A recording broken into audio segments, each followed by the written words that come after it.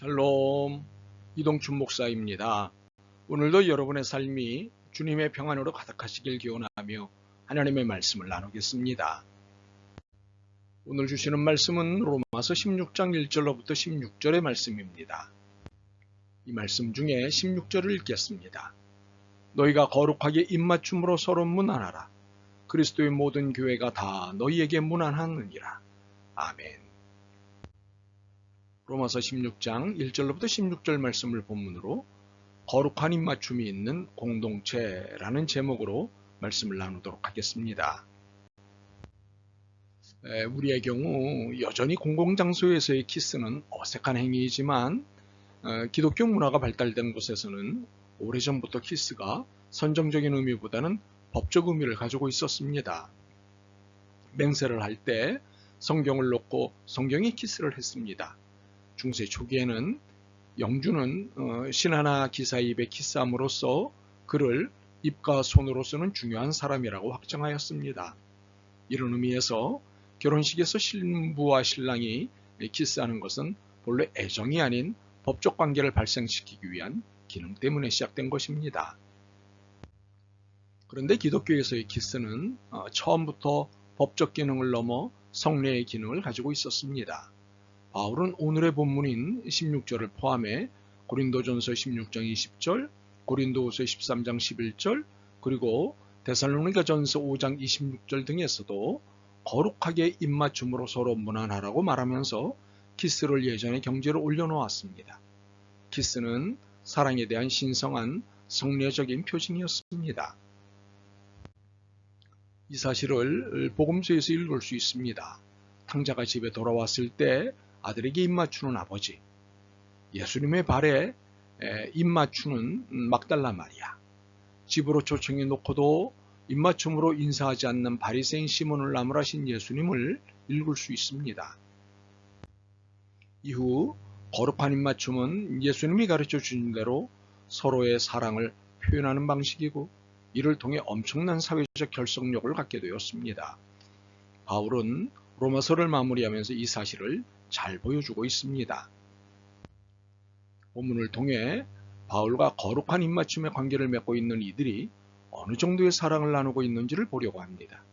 이는 곧 공동체의 사회적 결속력을 측량할 수 있는 것이기 때문입니다. 이를 통해 교회 공동체가 어느 정도의 사회적 결속력을 가지고 있는지를 평가할 수 있을 것이고 차후 평가를 통한 반성으로 예수님이 원하시는 사회적 결속력을 이루고 싶습니다. 무엇보다도 거룩한 입맞춤은 1절과 2절에 있는 바대로 그에게 소용되는 바를 도와주는 사랑을 의미합니다. 바울은 로마 교인들에게 갱그레아 교회의 일꾼인 자매 베베를 추천하면서 성도들의 합당한 예절로 그녀를 영접할 것을 주문합니다. 그리고는 그녀가 필요한 것은 무엇이든 도와줄 것을 부탁합니다. 그러면서 그녀의 면면 중에 여러 사람을 포함해 바울 자신의 보호자이기도 했다는 점을 소개합니다. 우리는 베베에 대한 소개를 통해 거룩한 입맞춤은 서로의 필요를 채워주는 사랑을 의미함을 깨닫게 됩니다. 또한 이는 서로에게 보호자가 되는 것을 의미하기도 합니다. 보호자란 어려움을 당할 때 막아주고 지켜주는 사람입니다. 베베는 갱그리아 지방에서 재력이 있고 유력한 사람이었습니다. 그녀는 자신의 지방에 있는 가난한 성도나 순회 전도자들을 대접하고 보호하는 일을 기쁨으로 감당했습니다. 그리고 거룩한 입맞춤은 3절과 4절에 있는 대로 사랑하는 이를 위해 목숨을 내놓는 사랑을 의미합니다. 바울은 브리스길라라고도 얘기하죠. 이 브리스가와 아굴라 부부를 소개하면서 그들은 나를 위해 자신들의 목숨을 아끼지 않았다고 설명합니다. 바울이 브리스가와 아굴라 부부를 소개하는 분위기는 마치 예수님께 있어온 나사로, 마르다, 마리아 가정의 위치와 같은 것입니다. 가족과 같은 입장이었습니다. 브리스가와 아굴라 부부는 바울이 고린도에서 복음을 전하고 있을 때 만나서 복음을 듣게 됐고 이후 바울의 충실한 동역자가 되었습니다. 평일에는 바울과 함께 장막 만드는 일을 했고 안식일에는 바울을 도와 복음 전도에 힘썼습니다. 이후 바울이 고린도를 떠나 에베소로 갈 때도 함께 동행을 했을 정도로 헌신적이었습니다. 더욱이 바울이 전도 여행을 하면서 수많은 생명의 위협을 당하였는데 그중 브리스가와 아굴라 부부가 생명을 걸고 구출해줘 살기도 했습니다. 4절에 그들은 내 목숨을 위하여 자기들의 목까지도 내어놓았나니 라고 하고 있는 것을 우리가 볼 수 있습니다. 브리스가와 아굴라 부부처럼 누군가를 위해서 목숨을 건다는 것은 현실적으로 쉽지 않습니다. 여러 사정이 있기 때문입니다. 그러나 우리가 서로에게 희생적으로 살 수는 있습니다. 서로의 말에 귀를 기울여주고 실제적으로 도움을 주고 격려를 해주는 등의 현실적 희생을 통해 죽음에 근접한 사랑을 할 수는 있습니다. 그리고 이 죽음에 근접한 사랑은 미움을 미움으로 대하지 않는 사랑입니다. 그렇습니다. 미움 앞에서 보여주는 것은 미움이 아니라 사랑입니다. 이것이 기독교의 본질입니다. 그리고 거룩한 입맞춤은 16절 말씀이 있는 대로 동역자로서 사는 사랑을 의미합니다. 본문에는 동역자라는 말이 3절, 9절 두 곳에 나옵니다. 그러나 이 단어는 바울이 16장에서 거룩한 입맞춤을 할 명단 전체에 적용하는 단어입니다.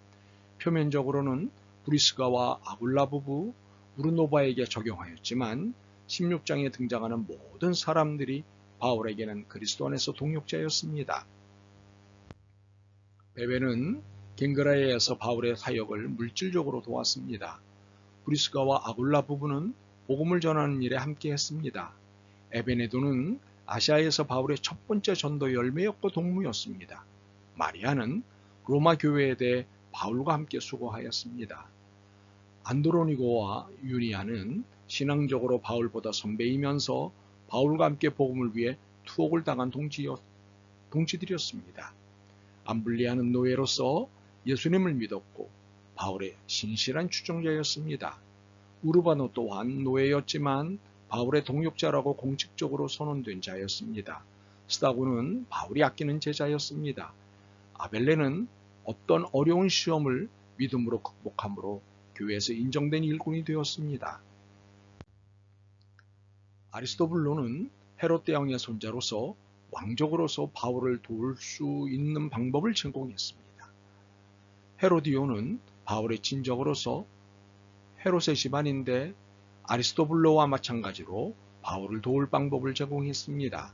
나기수는 글라우디오 황제에 의해 해방된 유명한 노예로서 가족들을 구원에 이르게 하는 일에 열정을 가졌습니다. 부르베나와 두르보사는 자매로서 바울의 사역을 도와 수고하였습니다. 버시는 바울의 사역에 특히 많은 수고를 하였습니다. 루포와 그의 어머니는 바울에게서 언제나 기댈 수 있는 가족과 같은 존재였습니다. 이외에 아순그리도, 블레곤, 허메, 바도로바, 허마와 그와 함께한 형제들, 빌로로고, 율리아, 네레오와 그의 자매, 울룸바와 그들과 함께한 성도들 모두도 바울과 동고동락하였습니다. 물론 로마서에만 바울의 동역자들이 소개된 것이 아닙니다. 그의 서신 곳곳에 명단이 있습니다. 중요한 것은 바울에게는 이처럼 복음을 위해 생사를 함께할 동지요, 동무들이 있었다는 사실입니다. 말하기는 우리가 서로 대해 자랑이요, 사랑이요, 동역자라고 자랑할 수 있었으면 좋겠습니다. 우리의 이러한 거룩한 입맞춤이 늘 신앙 공동체 안에 있기를 소망합니다. 아멘. 주님, 거룩한 입맞춤의 의미가 이러한 것인 줄 이제 알았습니다. 기꺼이 내주는 사랑, 기꺼이 상대의 필요가 되어주는 사랑, 미움이 아닌 사랑으로 입맞춤하는 저희가 되게 도와주옵소서. 예수 그리스도의 이름으로 기도드립니다. 아멘. 오늘도 여러분의 믿음과 삶을 응원합니다. 사랑합니다.